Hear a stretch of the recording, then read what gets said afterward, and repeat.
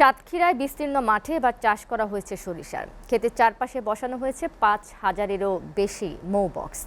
সংরক্ষণের জন্য চলছে মধু প্রক্রিয়াজাতকরণ। সরিষা ফুল থেকে মধু উৎপাদন করা হবে শতাধিক টন।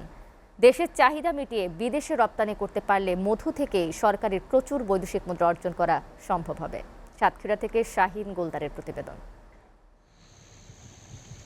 সাতক্ষীরা জেলায় এবার ১৯,০৫০ হেক্টর জমিতে সরিষার আবাদ হয়েছে। মধু আহরণের জন্য এবার শতাধিক মৌ চাষি ৫,০০০-এর বেশি মৌবক্স স্থাপন করেছেন। আবহাওয়া অনুকূলে থাকলে সরিষা ফুল থেকে শতাধিক টন মধু আহরণ সম্ভব বলে মনে করেন চাষিরা।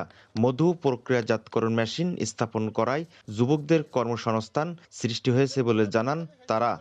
কোটি কোটি মানুষের ভালোবাসায় ফ্রিজ, টিভি এবং এসিতে দেশের ১ নম্বর ব্র্যান্ড ওয়ালটন। ৯০টা বক্স থেকে আমরা মধু আশা করি ৪ থেকে ৫ মন ৬ মন আশা করতে পারতেছি, কিন্তু সেই তুলনায় আমরা পারতেছি না। এটা দিয়ে আমারও চলে আর আমার ফ্যামিলিকে একটু সাপোর্ট দেয়, যা দেয় এতে আমরা অনেক খুশি আছি আলহামদুলিল্লাহ। আমরা কিনতেছি এবং অন্য অন্য জায়গার থেকে অনেক লোকজন আসতেছে, তারাও সংগ্রহ করে নিয়ে যাচ্ছে জায়গা থেকে কিনে। জেলায় শতাধিক মৌ চাষি ৫,০০০-এর বেশি মৌ বক্স স্থাপন করার কথা জানান মৌ চাষিরা। আর সৃষ্টি হয়েছে বেকার যুবকদের কর্মসংস্থান, জানান খামার মালিক সমিতির সভাপতি। পরিবেশ এবং আবহাওয়া যদি অনুকূলে থাকে তো একটা লাভজনক ব্যবসা। এই ব্যবসা দ্বারা স্বাবলম্বী হওয়া খুবই সহজ।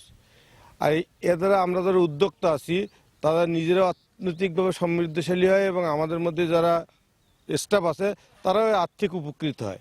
সাতক্ষীরাতে ১০,০০০ মৌবক্স স্থাপন করা হয়েছে এবং ৬০ থেকে ৭০ মেট্রিক টন মধু উৎপাদনের লক্ষ্যমাত্রা নির্ধারণ করা হয়েছে। আবহাওয়া অনুকূলে থাকলে উৎপাদন আরও বেশি হবে বলে আমরা মনে করি। সরিষা চাষের পাশাপাশি মৌবক্স দিয়ে মধু উৎপাদন করা হচ্ছে, জানান কৃষি বিভাগ। একই সাথে মধু চাষ করে কৃষক এবং বেকার যুবকগণ লাভবান হচ্ছে। এ পর্যন্ত ২৯ জন কৃষক, ২৯ জন মৌ চাষি যারা মৌ চাষ করছেন এবং মৌ বক্স বসিয়েছেন প্রায় ৫,০০০-এর অধিক। সরকারের সহযোগিতা পেলে দেশের চাহিদা মিটিয়ে মধু বিদেশে রপ্তানি করতে পারলে প্রচুর বৈদেশিক মুদ্রা অর্জন করা সম্ভব বলে মনে করেন মৌচাষিরা।